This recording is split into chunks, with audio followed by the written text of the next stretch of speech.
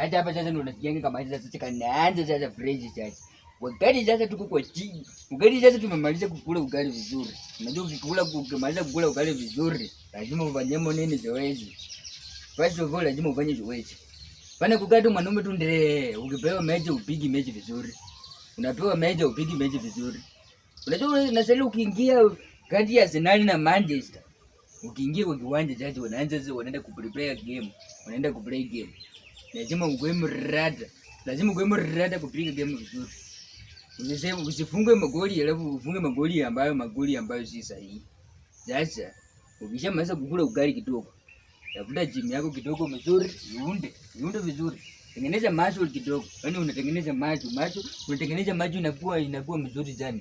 Sasa ukiingia Wembley, ukiingia kwa uwanja, ukipiga mechi, na unapiga mechi vizuri, unapiga mechi vizuri kabisa. Unapiga mechi sasa mpaka kocha anasema kweli hii mechi kweli tumepiga vizuri. Unasema hii mechi kweli nimepiga vizuri kabisa.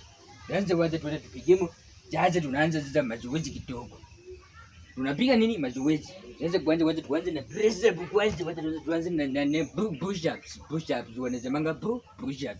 Wacha tuanze na push ups. Push up 1 2 3 4 5 6 7 8 9. Ngoja kwanza upige mingi sana, unapiga kidogo. Unajua kuna ugali umekula sasa unapiga kidogo. Hapo sasa tunaunda nini? Macho sasa. Lazima uunde macho vizuri. 1 2 3 4 5 6 7 8 9 10. Ndugu yangu, lazima ufanye mazoezi kwanza kidogo. Yaani for your benefit lazima ufanye mazoezi. Ukiingia Wembley, hapana kupiga kazi bure.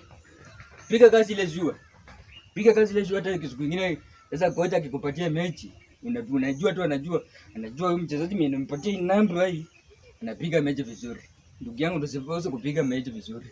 Usikose kupiga mechi vizuri. Piga mechi vizuri. Tufanye zoezi, tukule kidogo, tujenge mwili kidogo, na tutafute pesa kwa sana. Yaani tunatafuta pesa kwa wingi. Tunatafuta pesa kwa wingi.